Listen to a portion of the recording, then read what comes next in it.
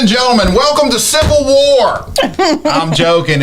I'm Brent Hazard. It's the Brent and Malcolm Show. I am honored to have a returning guest, Socrates Garrett. Good evening, Brent. How are you? And I got so sick of your ass, Socrates, I went to the pen, called in a hitter. I also have Tamika Garrett joining us here today. Glad to be here. And all this is going to be Family Feud. We're keeping a score. I'm going to be the only one scoring. No. Tamika, for those who do not know us, don't know you, tell us a little bit about yourself. So I am Tamika Garrett. I'm an advocate for mental health and well-being with NAMI, which is the National Alliance for Mental Illness right here in Central Mississippi. I am a proud parent, an amazing auntie, and I happen to be the middle and favorite daughter of Socrates Garrett. Woo! Now, okay, when I say home, what place or location comes to mind? So home to me is Farm Haven, Mississippi, and California. Okay, what part of California? My mom is from Los Angeles, so I lived in a lot of the southern states as well as the northern.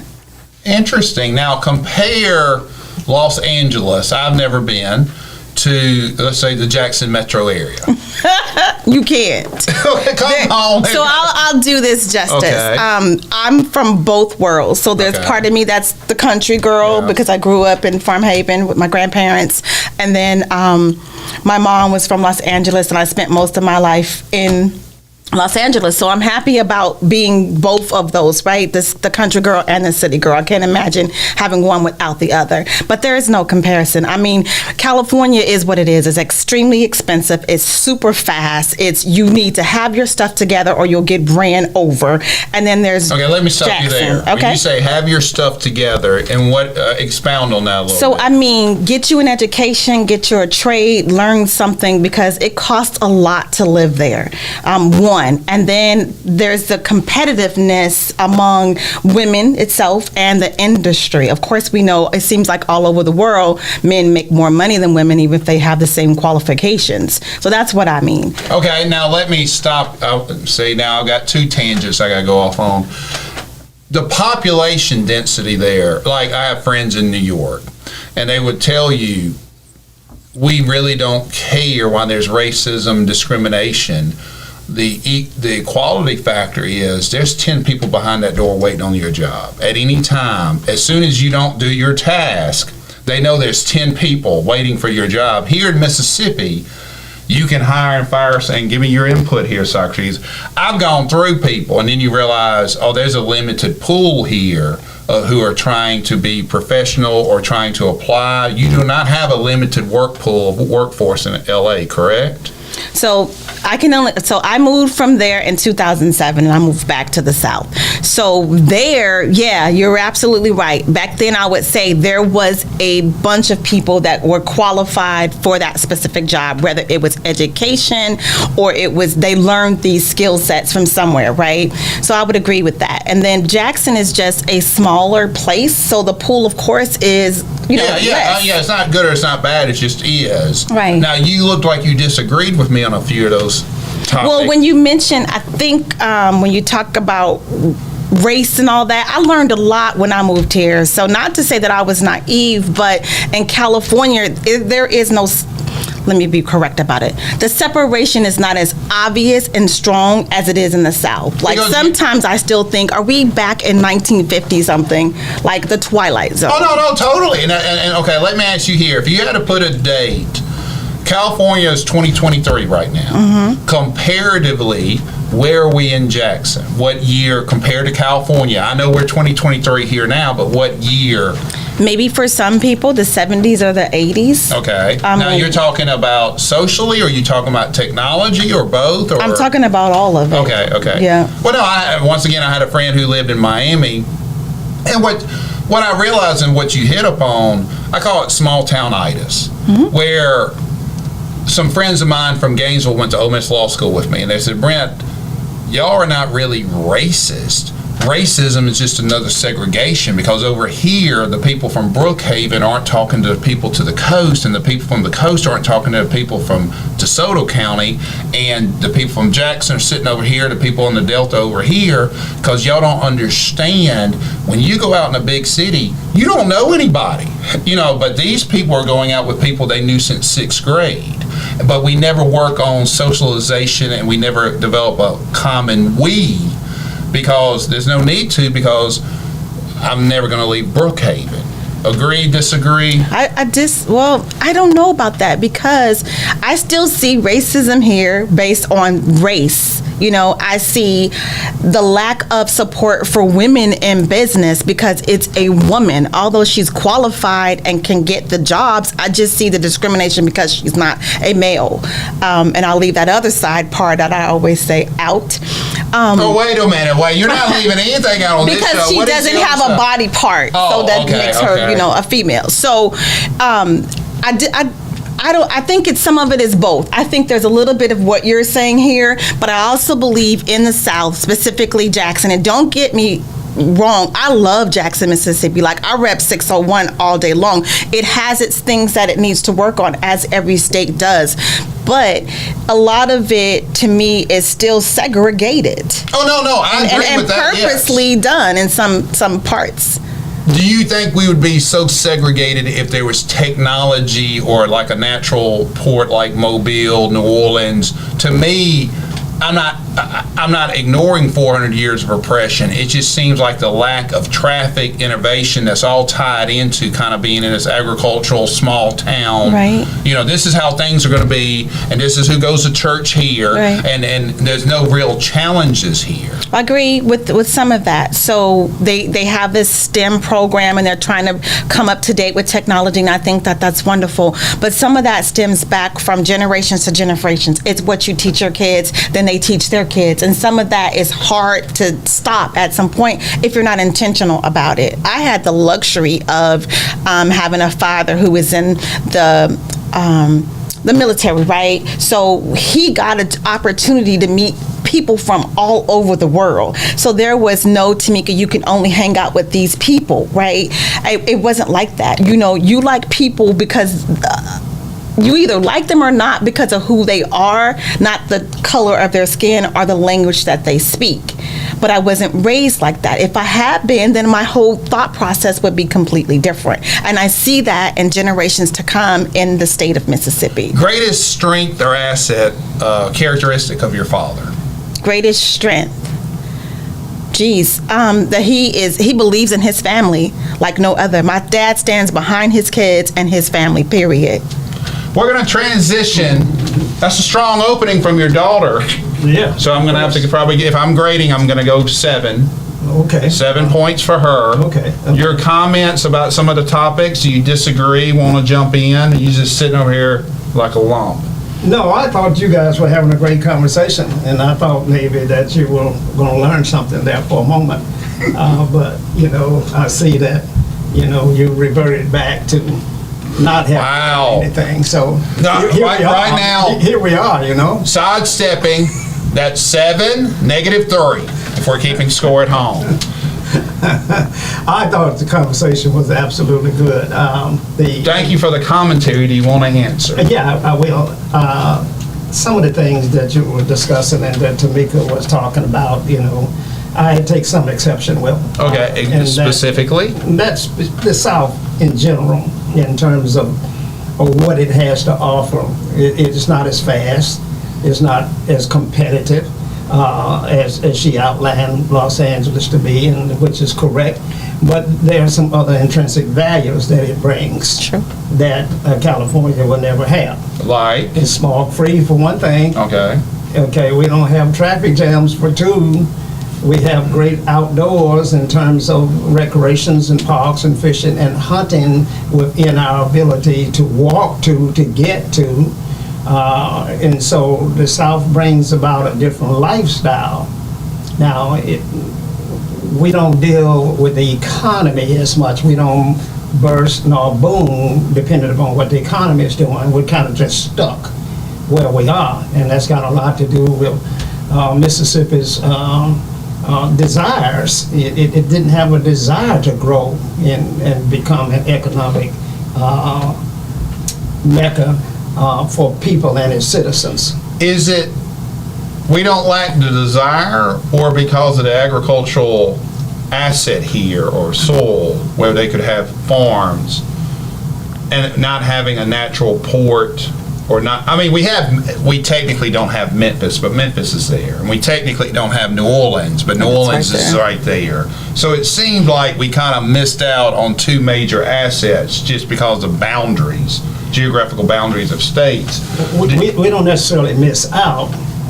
We chose to be left behind. Now, I remind you that Delta tried to move to Jackson, Mississippi when it was located down in Monroe. And what did? Delta Airlines. Okay, I did not know that. And so, but Mississippi didn't want them. At the time, Jackson could have had an international airport where Delta had the leaders who wanted to give up the agricultural base and deal with the diversity. And so we didn't want it then, and quite frankly, we don't want it much now either. And so we don't really recruit certain industries into our area. And we don't welcome immigrants. The governor down in Florida is shipping off, and Texas are shipping off immigrants all across the world, but they're not shipping any into Mississippi. And we're in a state that's got less than 3 million people in it. And so we could take some more people, quite frankly, but we don't embrace diversity. How long were you in the military? We briefly had this conversation. Well, Tamika was born when I was in the military. She was born in Tacoma, Washington. I was in the military for 2 years, 12 months, no, what was that?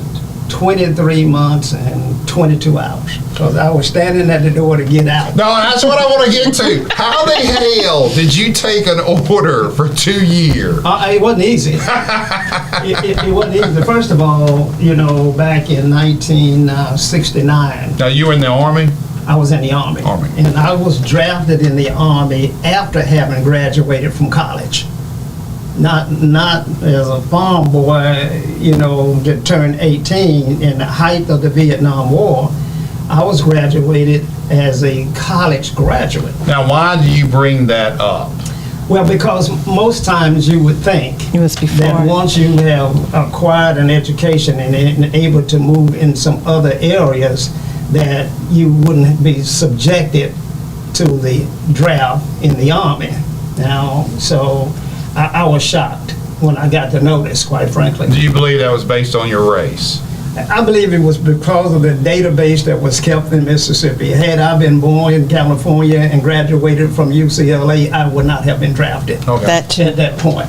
But because I was from Mississippi and graduated from Alcorn State University, and you were black, Uncle Sam said, I need you on the front line. Okay. I believe that. Oh, no, I mean, I don't have any reason to doubt you. Now, do you believe if you graduated from Ole Miss, you would have been drafted? That's a good question. So I asked it.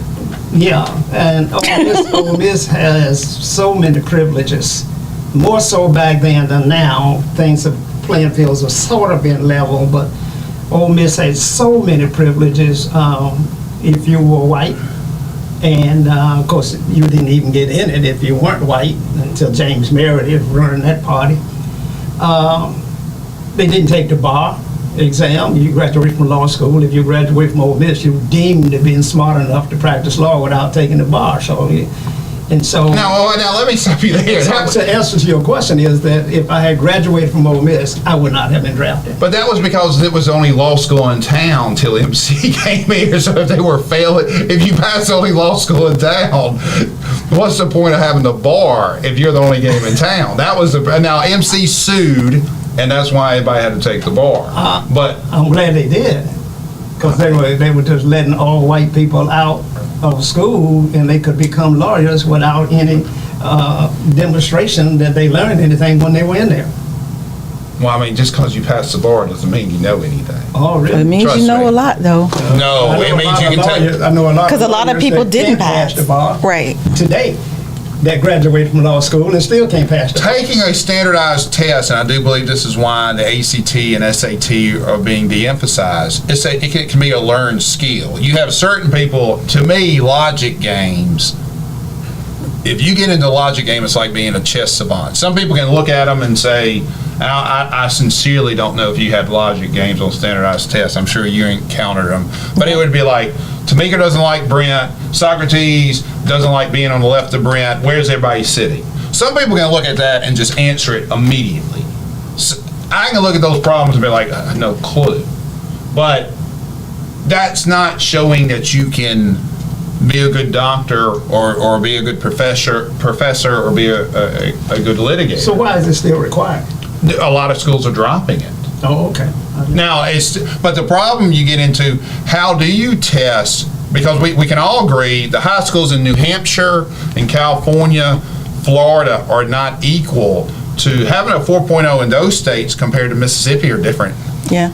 You got to have some sort of measuring stick. The problem is, as we were talking off air, so many of those kids that you hear about making 1,600 SAT, they've taken those tests 1,000 times because their parents have the financial resources to send them to school, and now there's test banks. So you'll see some kids, they're on Instagram, TikTok. I have a 1580 on SAT.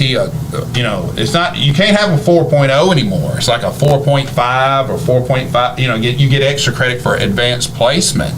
And then you're like, how are these kids not getting in school? Now, I mean, they're getting in school, but they're not getting to Harvard. They're not getting into Yales because there's so many of them out there now. You're talking about thousands upon thousands that, have perfect scores. But anyway, you mentioned mental health, Ms. Garrett. Mm-hmm. What are you doing there? Here we go.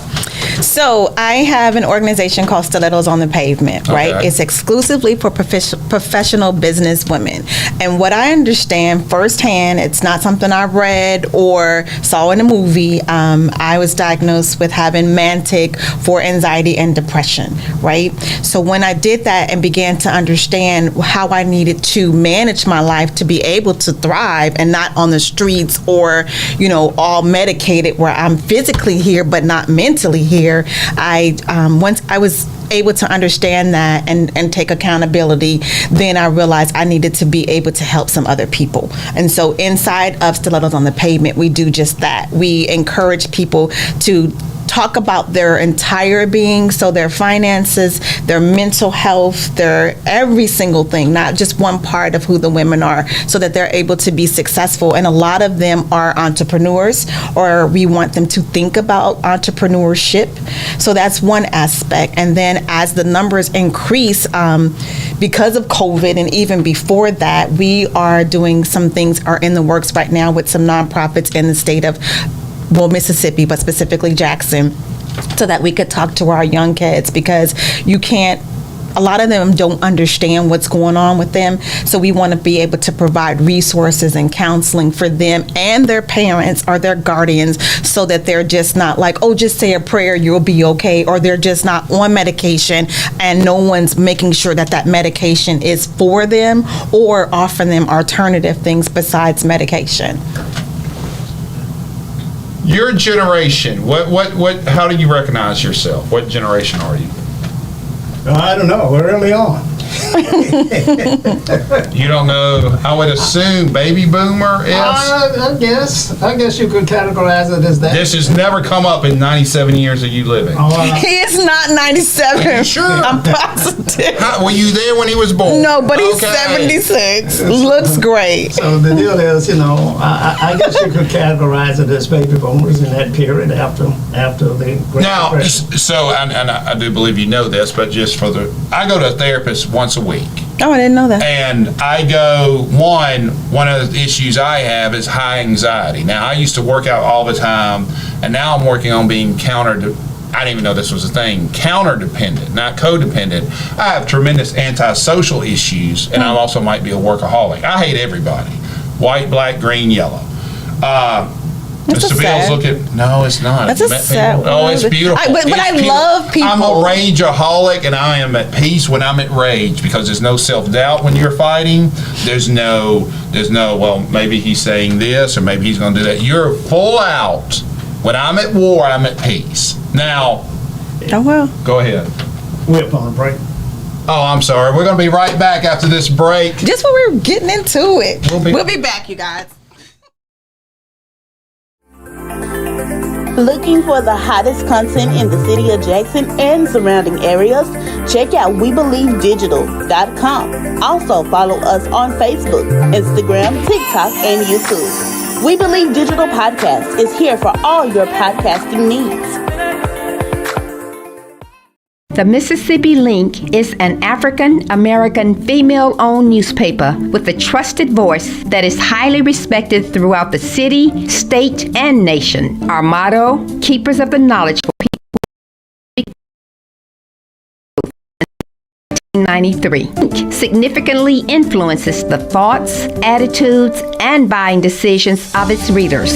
Call us at 601-368-8481 for your advertising needs. If you would like to receive a newspaper in the mail each week, our annual subscription is only $52 per year. That is only $1 per week for you to stay informed regarding many stories that you can only get in the Mississippi Link. Sign up today at themississippilink.com and click on Home Delivery. Do you have something to say? Do you want your voice heard? Join the We Believe Global lineup. Be the star of your own show. For more info, call 800-492-5186, option number 1, or visit online at webelieve.global.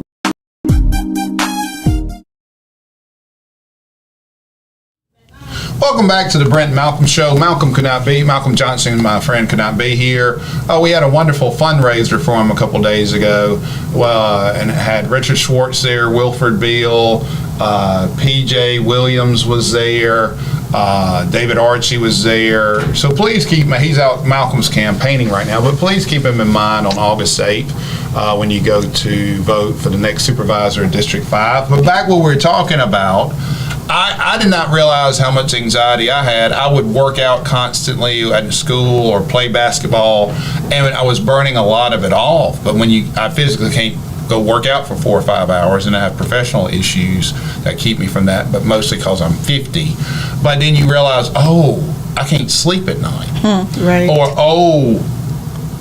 I don't think I've ever had a bout of depression, but like I said, mania. I think I've been classified as what's called hypomanic, and that's where you just kind of like 3 o'clock tonight. I'm wide awake, and I got to take my melatonin, and I'm sitting there like, don't wake up, because at 3 o'clock I'll be up. I don't need 8 hours, but I can't go past 16. So what happens is if I go with the natural biorhythms, you're like, it's 3 o'clock tonight. At 3 p.m., I got to go to bed. Because, it just cycles where I'm working on 5 hours sleep. Back to you, Boomer. What is your opinion on mental health? Well, that's a tough one. Yeah. Is it? Yeah. Do you agree? Do you? Okay, let me ask you That's this. tough, because in my generation, we didn't have Didn't talk about We it. didn't have mental health. What year were you actually born? 46. My dad was born in 1940. Go ahead. Okay, we didn't have mental health issues back then. I mean, you could be crazy. Yeah. Some people that was absolutely crazy, and they would be running around with watermelons on both shoulders and just running across the field, or painting a barn 15 different colors. Okay, why does it have to be watermelon? Because that's what I saw him with. Okay, I'm just asking. I didn't know if there was a racial overtone there. No, I mean, that's what I saw him at, and he paint the barn 3 or 4 different colors, every week, and so I knew something was wrong. Okay. But other than that, for the most part, I didn't see anybody that. Well, we got to remember, Brent. Back in my day. You admit your day's over. No, I don't admit that. Well, you said you're back in your day. Yeah, I did say that. Okay. Okay, now, but if you went into a coma, Okay. you got about 6 hours to wake your ass up, Or or you dead. Wait. Do you mean Or you're they gonna announce die. you dead, or you just die? You were announced dead. But I mean, did they ever So we announce didn't someone? understand nothing about you in no coma. Okay, but what I'm So saying. we didn't understand nothing about you having no mental illness. No, but what I'm we asking- didn't have no understanding of all of these. I'm asking things. you, those people in a coma, were they physically dead? No. No, but Okay. to them they were dead. Yeah, They yeah, didn't yeah. understand. He's lying there. He's not saying He not nothing. right. His eyes is closed. Well, I'm clarifying for the audience. And Whether so okay, you got about 6 hours to get up. or what? Did they Well, bury we're gonna you? take you down to the embalmer, and he is not gonna let you off that table, even if you try to get off that table. Wow. He's gonna put that big needle in you, draw that blood out of you, and make his living. Okay, go ahead. Now back to So mental I'm health. just saying, we Yes. didn't recognize diabetes. Didn't know what the hell that was. We didn't recognize any mental illness. We didn't know what that was. We didn't recognize those things. So you just kept working. And we always came to the conclusion that work is the answer to all of your problems. Well, that's taught in the scriptures. Well, it was taught in my dad's house. when And he that is- said, and that's- and like the guy said, sick days. I ain't had no damn sick days. Right. Never heard of no sick day. You went to work every day. You went to school every day that you didn't go to work, and you never had a sick day. Right. So there are a lot of things in my generation that we didn't recognize. But that's why when it was me, right, and I was having my struggles, my dad's answer to me was go to work. You're going to feel better. If you go to work, you're going to feel, what's wrong with you? And I was like, he just doesn't get it. I like work. That's the way how I provide for myself, right? Because I've never been someone who just holds my hands out. I earn it, right? That's what we were taught. And so I knew then that my dad didn't understand mental. Like it wasn't something I wanted to do, not be able to function, not sleeping like what you mentioned earlier. If I was up for so many days in a row, I began to hallucinate. That's when my mom was like, Tamika, we got to get you some help. And I knew that. But my dad's answer, and he gets it from his dad, apparently from grandpa, that you go to work. What did you call your grandfather? Grandpa? Okay. So What did you call your grandfather? I'm not asking you. I didn't call him anything. He died when I was a very young man. Okay. I didn't know. I'm always curious of what people call their grandparents. So I didn't understand. So I was hard on my girls in terms of Tamika disagreed with me about something, and she was telling me how emphatically she disagreed with me. Well, I didn't understand a child disagreeing with me. That's not the way I was raised. You don't disagree with me. I'm always absolutely right. And Do you still understand? believe that today. I was just like, did you have narcissism? Have y'all got to that page of mental health, narcissism? So one day she was haven't got to that page. Haven't gotten there yet. No. So one day she was disagreeing with me, and to the extent that I said I got to do something about this to get her attention. So this train was coming down the railroad track, and I was by the zoo coming across the Ellis Avenue.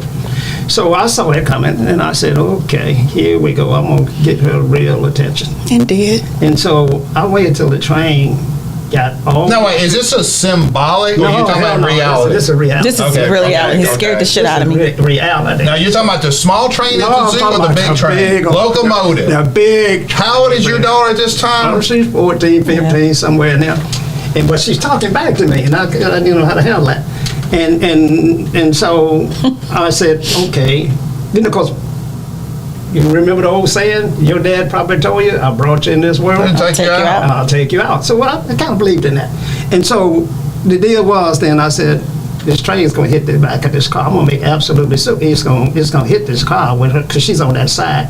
And I'm going to get her attention, and then we're going to have a... Well, let me stop you here because I might have a stroke.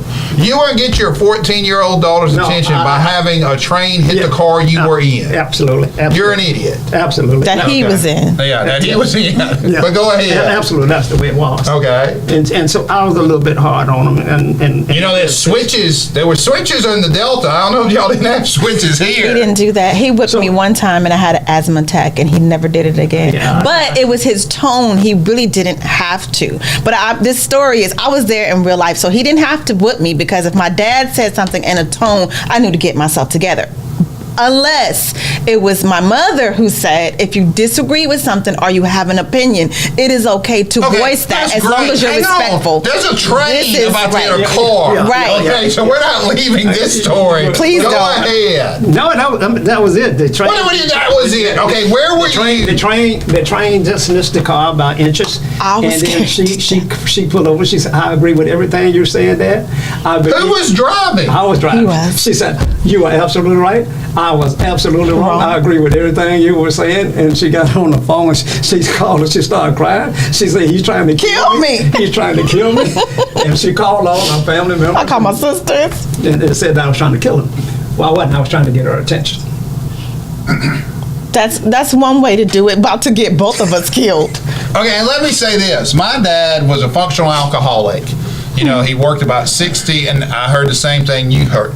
My dad, when I got out of school, I was trying to find the perfect job. And he could not articulate to me, boy, they all suck. Just get one. And he used to say it. But if he would have said it that plain, but he was like, son, there were law firms that wanted to hire me in Greenville, but I did not want to start a practice in Greenville because I would die in Greenville.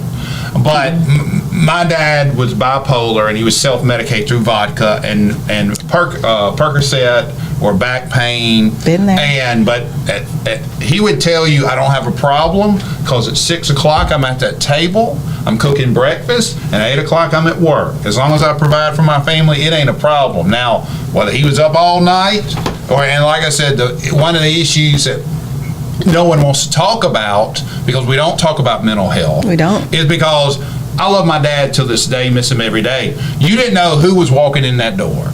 He was going to either be fine, or my dad would never got physical, but he would eviscerate people verbally. So what would happen is you would start, and I know this is children of alcoholics, you would go through every scenario. And then what happens for me in court is people wonder why I'm so good at court or so good at litigating, because I've worked out every it's just a scenario, response. Yes. Right. But then on top of that, no one's going to undress me verbally more than Raymond Hazard did when he was on them bad moods. Now when we had him put in assisted living, is that coming soon next week? That's not going to come. We got him. If I do, I'm going to own it. We got Pops. The facility. They put him on lithium, is my understanding, is the top. I had a psychiatrist tell me, when you see someone on lithium, they're probably hearing voices. I mean, lithium is the top for people who don't know this. It comes with vision and voices. Yes. You're right. Transvidal, my dad got put on when he quit drinking, because I didn't realize about dry drunk. Sometimes you don't want people to give up their addiction, because then it's just a sober person dealing with their issues. And if they're not ready to deal with those issues, but he was on Geodome, Transvidal, and he was on Prozac. Good God. Exactly. And that was to keep him from breaking out of the assisted living. But one of the things I have an issue. I don't blame him. I would have broke out of there too. One of the issues, though, but I will say this. You're right. And I want to get into workfare, which was one of the components of the Republican Party during the debt ceiling. I did not realize this. A lot of my anxiety, and it goes back to one of the early books I read in college, was Art of Zen and Motorcycle Maintenance. Oh, I should read that. It is a modern classic, but this whole point of the book is screwing in one screw and accomplishing one task will do more for you, for your mental capacity and mental health, than worrying about so many other things, because you're focused on that one task. You're taking pleasure from accomplishing one task. And that's really all you have. So I see your point, or I see my dad's point about working. After my mom died, people thought this was horrible. I worked Christmas because I had spent 8 months taking care of someone with stage 4 cancer, but just having a routine to get back to. Do you believe, if the option was given, or do you believe one of the ways maybe to adopt a more modern philosophy of mental health would be having a work component to Medicaid and Medicare services, for two reasons? One, you're helping people actually get acclimated back to the professional world, but two, would it open up more people? Would it be a gateway for us maybe to adopt Obamacare if we could subsidize some of the cost of it and adopt some of the Republican talking points, since the Republicans run the state? I can't speak about the Republicans, but I can tell you this, that I think it's a great idea. However, you have to know who you're dealing with. How right? so? And that, I agree with getting one task done. And so for some people, they're able to do that. And for others, they're not. So New South Development and Training, which is one of our nonprofits here, we, because of me and my sister's conversations, we do re-entry, and then people who have been on Okay, well, let me assistance. stop you there. Re-entry, are you talking about prison system? So people who've gone to prison, Okay. right, and they have to re-enter the workforce, or someone who's been on assistance for so long and maybe never had a job, we want to help them be able to go to work. So you have to know who you're working with and what they can handle, because you don't want to push them over the edge with the expectations of they need to be able to work, because some can and some are not able to. Your position, should we be trying to implement some sort of work fair? Well, I don't know. And Tamika, in particular,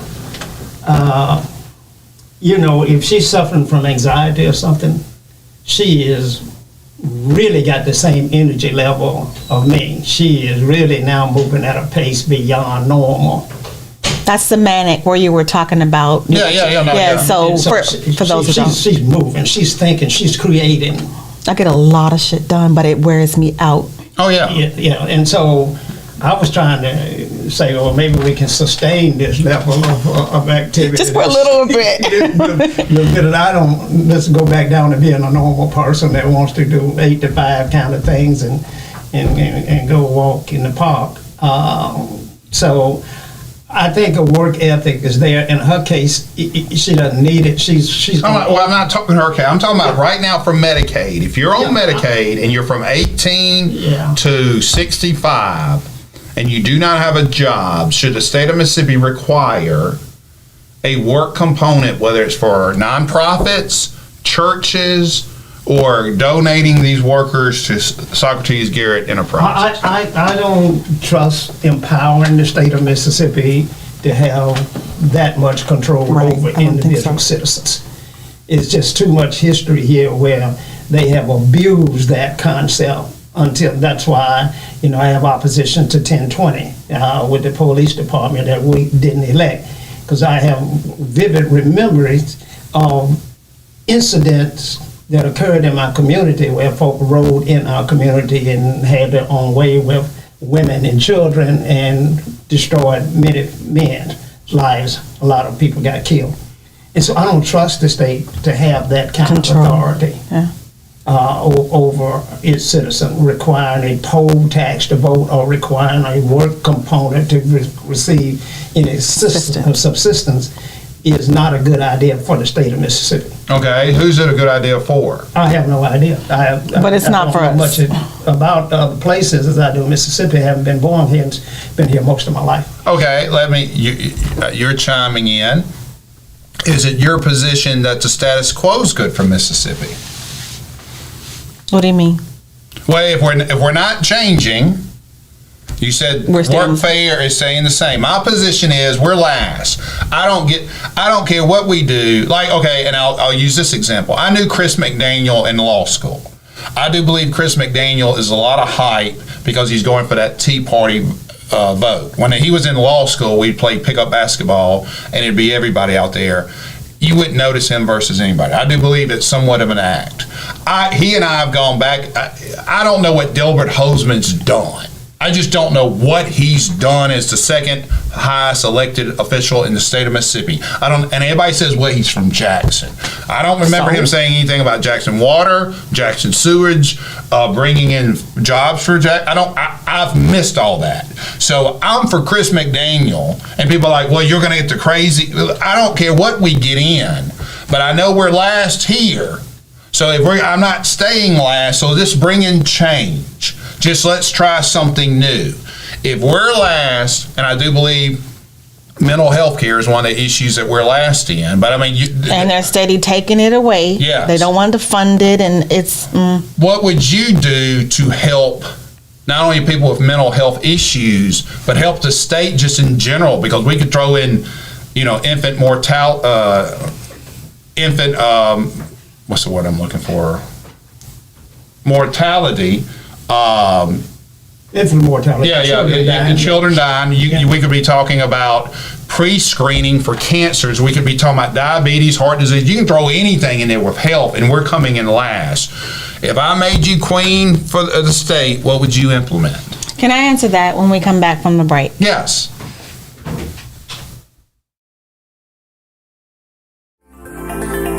Looking for the hottest content in the city of Jackson and surrounding areas?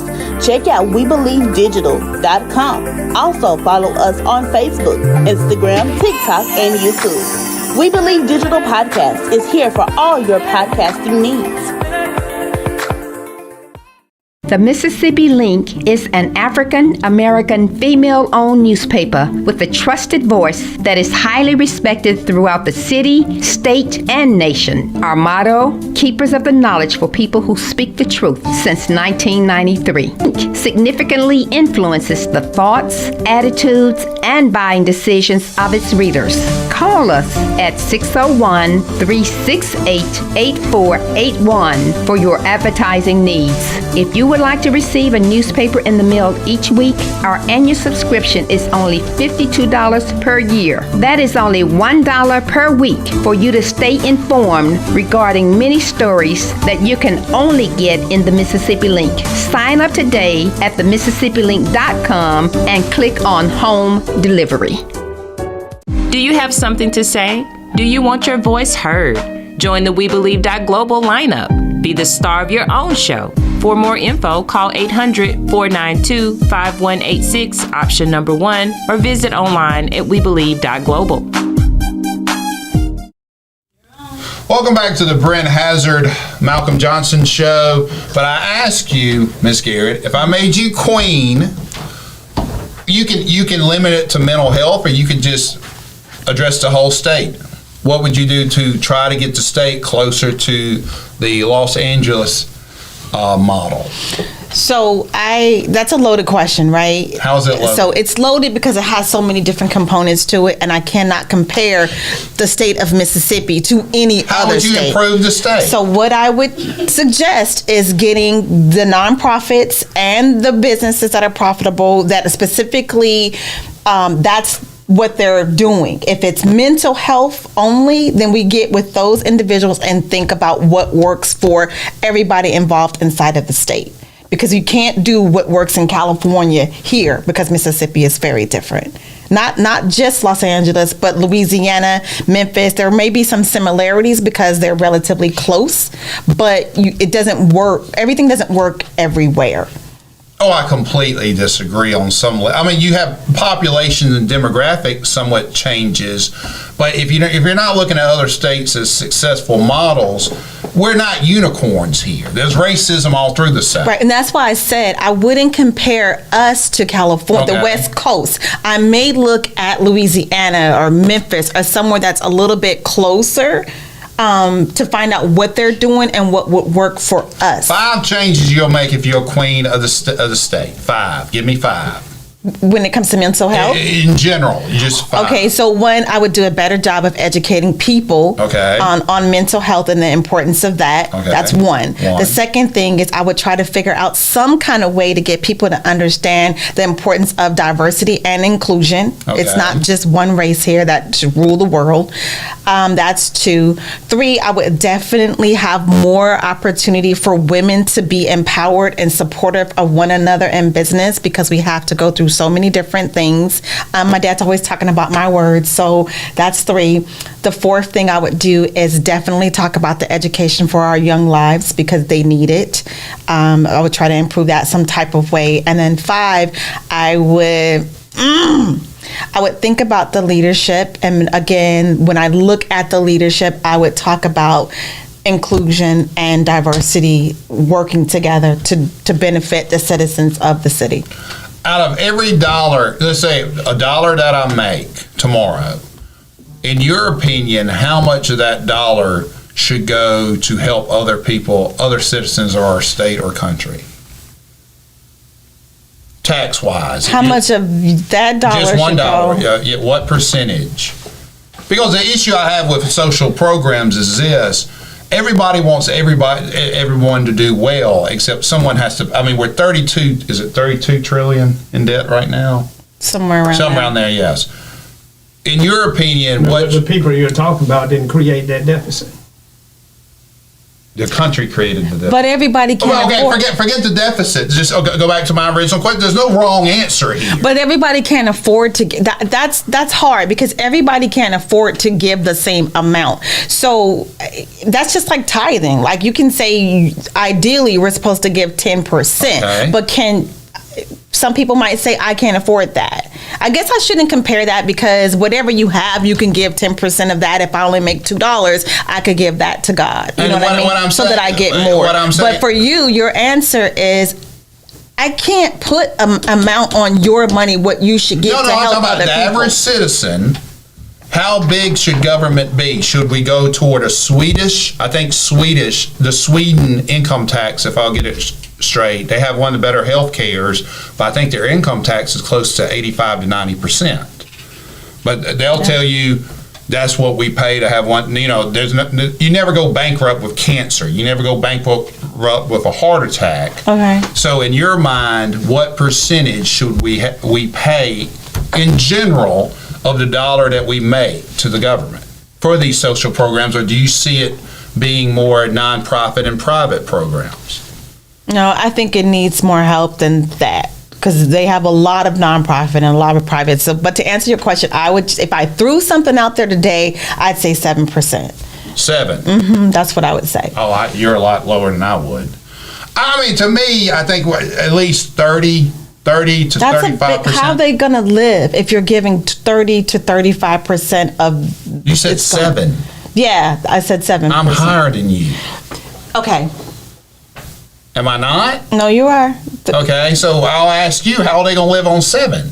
Oh, you're saying how am I? And I'm talking about all of and maybe... I'm talking about all tax. She's saying the citizens should pay in 7%. Not 30% of what they earn. Right, because you're giving, if I'm understanding correctly, you're saying they should give 30 to 35% of what they make, right? No, I'm talking about just in general taxes. If we're going to we need this program here, we need this program.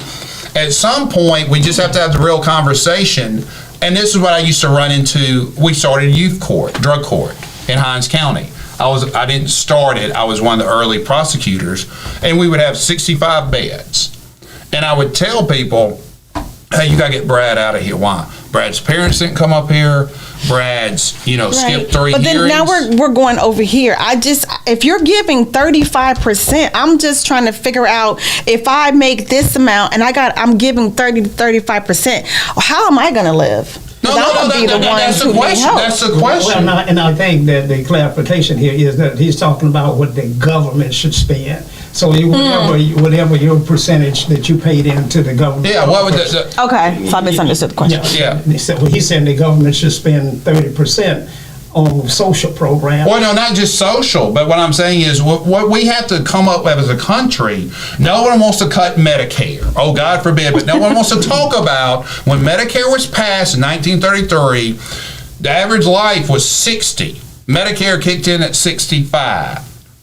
And now they're raising it each year, but we're living to be 78. And back, like you said, back in 1933, there was just that many. I'm not talking about. But back then, there wasn't that many tests, exams. Thank God we've had advancement in healthcare. Thank God we've started getting cures.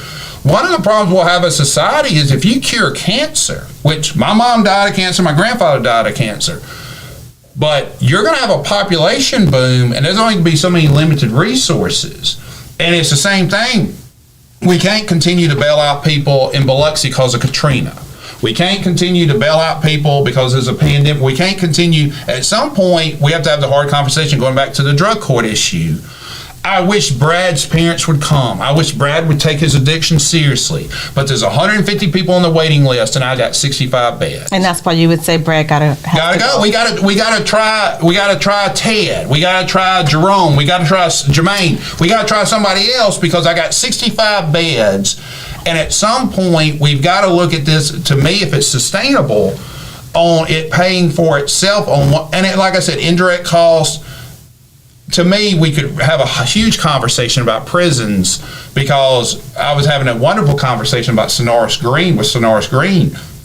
You go to Parchment for cocaine and you get raped 17 times. You ain't worried about being a cocaine dealer when you're coming out. When you're at the convenience store and you beat up that boss of yours, you're having flashbacks of being sexually assaulted, which no one talks about. And we don't talk about any of that post-traumatic stress syndrome there. You have gone all the way over to the left. Like, no. But what I'm saying is we don't have conversations about, okay, this is what we're trying to do here. What's the best way to accomplish this? We stick to the status quo. Oh, those prisoners, they deserve what they get, blah, blah, blah. Or, if people want to get off drugs, that they'll just want to do it. My dad was going to drink every day. It didn't matter what. Well, any addiction, whether it's sex, drugs, alcohol, is hard, and it's very, very hard. And it's you can help people as much as you can and give them resources as much as you can, but until they decide to do something about their addiction, that's it. That's what I'm saying. And I tell people all the time, to me. Well, I'm talking Democrats and Republican. It's got to be a carrot, it's got to be a stick, and they both have to be funded equally. Because if you don't have both, then they don't work. And everybody wants to start social programs, and once again, I try to implement some of these in youth court. Everybody wants to say, well, don't lock them up, Fine, let's look at pre-indicators. He's not going to school at 12. He's getting picked up. No one wants to go get that child out of that home and say, statistically, you're going to be in Parchment 15 years or 7 years. We're going to stop it. You're coming with us not for 90 days, not for 60 days. You're coming with us to try to give you a chance statistically. No one ever wants to be that bad guy, but I don't see as a society, and that's why societies fall. And I'm just wondering in 2023, if we don't have these realistic conversations, I'll help you, but this is either the budget or this is what I need from you to sustain that help. Well, I agree. I think we don't talk about things that you mentioned, whether it's mental health, it's sexual abuse, and men talk about it less than women do. However, it's a hard thing to talk about, and there's no one solution that's going to fit everybody across the board. No, I agree with that. But what I'm saying, until we have those conversations, we're not going to improve it. And to me, but we can improve with who we can. So what I tell people is, like, if you do events or you provide a program or a service, you can only help those people who show up. Correct. Okay, and take that as a win. You can't worry about Billy Joe and everybody else who didn't come to get help. When they're ready, the door is open, much like church. So I think here we go from individual levels. Oh, wait a minute. We had a conversation off air. You thought I was hard on somebody. You backing off of that? I'm going to get to that. Okay. I'm going to get to that too, if you allow me to. But I think that the government has a specific responsibility. And we need to understand what that responsibility is, and that's what you're getting at too. What is in your opinion, what's that? Well, it's certainly got to provide protection. Okay. Now, are you talking about? And that is fire, crime, all of those things. It's got to provide. Are you talking about military in there or No, not? I'm talking about government. Okay. Well, the Army's not private. You do realize that. I don't know. I don't know if it's private or not, but I'm talking about the state of Mississippi right now. Okay, you're talking about the state government. The state government. Okay. I thought that's what we were talking about. But if you talk about the national government, it still has the same responsibility. Okay. Its primary responsibility is keep its people safe. That's the primary responsibility that it has. You do realize you started the last segment, or mentioned the last segment, you oppose more cops in Jackson. I don't oppose more cops. I oppose the road police department that was implemented by the government as opposed to being elected by the citizens. I wish all of those police officers reported up to the chief of police in Jackson and not to Bo Lucky out there in the Department of Public Safety. Once again, I don't know if you looked at your ballot, but I didn't have a chief of police on mine. You had a mayor. I had a mayor. We agree on that. And the mayor appointed the police. I agree on that. And that's the process. And it Okay. worked well for as long as white folk was in control of the government. It worked well. It worked well under Tony Yarber. It worked well under Tony Yarber and I'm missing who is the gentleman who was elected 3 times? Harvey Johnson. worked well under Harvey. Oh, well, no, we had some erosion start to take place, starting with Harvey, and the erosion continued all the way up to the day till we implemented new policies. And Tony Yarber decreased violent crime when he's one of the positives. Well, maybe so. I appreciate that. And so the point I'm trying to get to. Let him get to his point, Brent. All of the issues that I can't have him just make fake statements But on he's my not making show. fake statements. Let him get to his point. All of the issues that you're talking about in terms of what the government should do and not do in that area is being decided down there in the state capitol. How much they're going to spend on education, how much they're going to be spending on Medicare, and how much they're going to spend on mental illness, how much they're going to spend on the prison population. All of those decisions are being made every day. I passed 6th grade civics. Get to something important here in a moment. So what we're saying is, when you ask the question, what should they be spending? Why, yes. They should. What percentage? They're deciding that they already told you what percentage they should be spending. That's what they're spending. That's what the government said. I'm asking your individual opinion. I mean, okay, the Republicans right now, that you know better than me, they want to get rid of state tax, income tax. Be a great thing. They should get rid of state income. Oh, that would be the dumbest thing in the history of the world. They should get rid of grocery tax. The income tax has been gotten rid of in several states, Brent. Okay, I like Ms. Garrett. I'm going to compare our state to another state. They implemented all this Tea Party BS in Kansas and almost broke the state government. You have to have state government regulate. We would not move to any further on the bottom, Brent, if we remove the income tax. We're already on the bottom. No, it would be worse. Said that you ought to try something different. And so my something different is pass Obamacare. My something different is develop a we and invest in we. My something different if you take New York and LA and the Democratic areas are paying more into the state government than the Republican areas. Now, Florida is an exception to that. Texas is an exception to that. But when you look at California, Democrat. When you look at New York, Democrat. Pennsylvania, depending on the area. Ohio, depends on the situation. Michigan right now, I do believe it has a Democratic governor. So what I'm saying is, let's see what's worked. Let's invest. But in that investment, I need accountability. Now, you're going to get, we've got 3 minutes left. Do you want to get to your lieutenant governor or not? Well, I just thought that you made a statement early on that needed to be... Name the top 3 things Delbert Hoseman's done. Well, first of all, you indicated that Delbert Hoseman is the person that has not contributed anything to the state of Mississippi, and that you would rather have a Tea Party candidate than to have. We'll count them down. Top 3 things Delbert Hoseman's done. Well, number 1, what is it? Number 1 is that he has not publicly stated that it's a great day to be outside of Jackson, Mississippi. He has not. So he hasn't made an asinine statement. That's number 1. And that is really important. That's not a good accomplishment. That is really important, because if you look at what our governor has said during the same period of time. I would vote him out, but that's not realistic. So number 2. We have one person there in the government that is holding the line with some degree of civility, and Delbert has done a good job of that. And has he raised any issue or attacked Tate Reeves? Because I can tell you right now, Chris McDaniel would make Tate Reeves' life a living hell as much as he could. So I just didn't want you to say that Delbert has been ineffective as a lieutenant governor. I'm still waiting on top 3 things. He hasn't said asinine things. Number 2.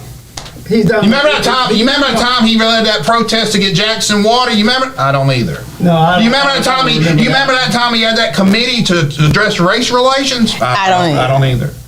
You remember that time he sat there and said Confederate Memorial Month is a joke because not only does it celebrate 400 years of slavery and history. I'm just asking. Hang on, I'm let not me finish. trading in Delbert Hosemann or any other Republican that makes the statements like the governor down in Florida that's now said that black folk are not welcome down there. And I'm not supporting any governor that says that it's a great day to be outside of Jackson, Mississippi, and that black folk You do realize this is the confusion. So I'm not this is the confusion. This is the confusion. Tate Reeves and Delbert Hosemann aren't running against each other. You realize that right now the person who hates the established Republicans more than anybody in this state would be the man who almost took down Cochran. Am I wrong? No, I think at the end of the day, when it comes to the issues that mean most to me, that everybody that of the European nation seemed to come together, whether they was an extreme Tea Party member or they were a normal Republican. When it comes to issues that applies to me, they vote in solidarity.